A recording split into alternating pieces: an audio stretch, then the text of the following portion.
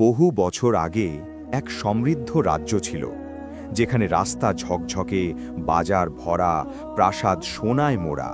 কিন্তু সেই জৌলুসের মাঝেও বাদশার হৃদয়ে অদ্ভুত অশান্তি ছিল। কারণ তিনি জানতেন না তার রাজ্য সত্যিই সুখী নাকি শুধু ভয়ে চুপ। প্রতিদিন দরবারে সবাই তার প্রশংসা করত, আপনার শাসনে সোনার যুগ।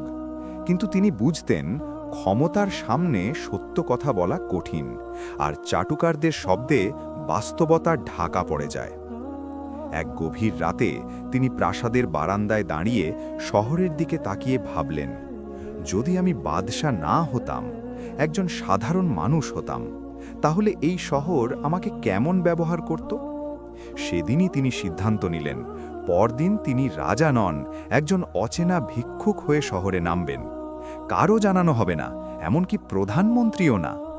ভোরের আগে তিনি রাজকীয় পোশাক খুলে ছেঁড়া কাপড় পরলেন, মুখে ধুলো মাখলেন, পায়ে জুতো না পরে ঠান্ডা মাটিতে হাঁটতে শুরু করলেন। প্রথমবার তিনি প্রাসাদের বাইরের পৃথিবীকে এত কাছ থেকে দেখলেন।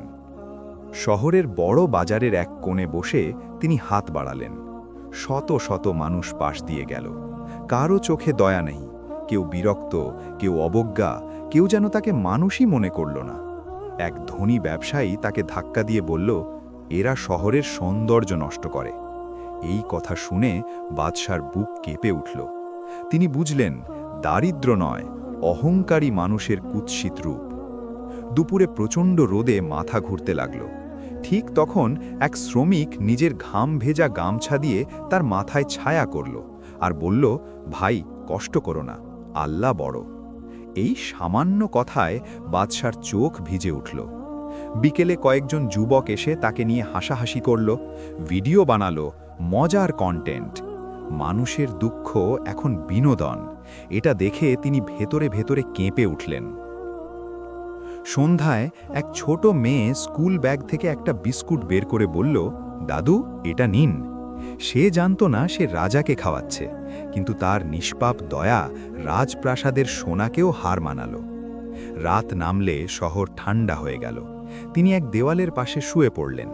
প্রথমবার তিনি মাটির শক্ততা, ক্ষুধার যন্ত্রণা আর একাকিত্বের তীব্রতা অনুভব করলেন। দূরে প্রাসাদের আলো জ্বলছিল, কিন্তু সেই আলো আজ তার জন্য নয়। তিনি বুঝলেন, রাজত্ব আর নিরাপত্তা এক নয়, ক্ষমতা আর শান্তি এক নয়। রাতের নীরবতায় তিনি আকাশের দিকে তাকিয়ে কাঁদলেন, হে আল্লাহ, আমি এতদিন কাগজে রাজ্য দেখেছি, আজ মানুষের হৃদয় দেখালেন। ভোর হলে তিনি প্রাসাদে ফিরে এলেন। কেউ বুঝতে পারল না, কিন্তু তার চোখ বদলে গেছে। এখন সেখানে অহংকার নেই, শুধু দায়িত্ব।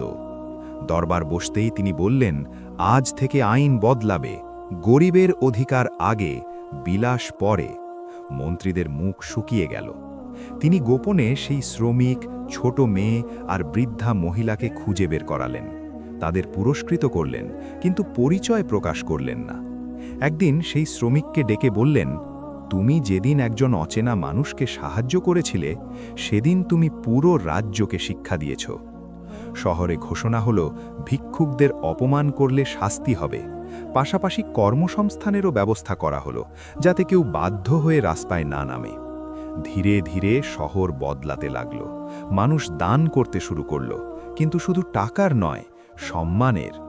বাদশাহ প্রায়ই ছদ্মবেশে বেরোতেন, কারণ তিনি বুঝেছিলেন সিংহাসনে বসে মানুষের মন বোঝা যায় না।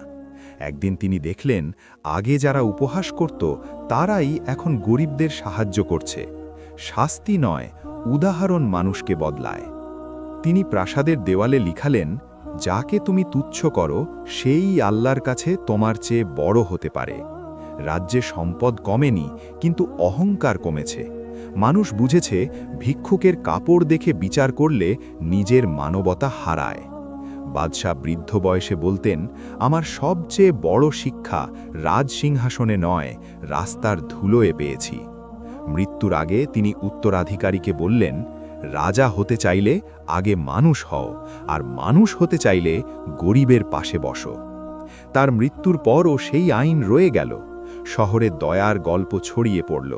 শিশুরা গল্প শোনে এক বাদশা ছিল যে রাজ্য শাসন করার আগে নিজের হৃদয়ে শাসন করেছিল।